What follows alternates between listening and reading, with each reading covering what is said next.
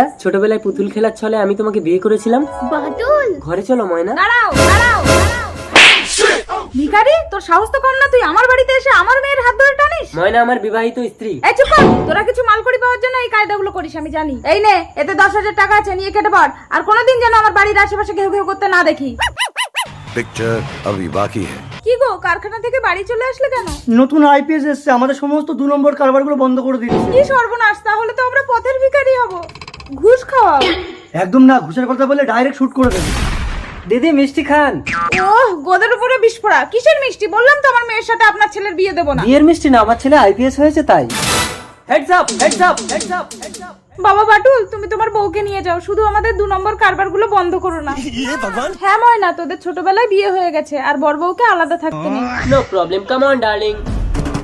Plan successful. মানে মানে বাটুলকে জামাই হিসেবে মেনে নেওয়ার জন্য আমরা দুবেই মিলে এই প্ল্যান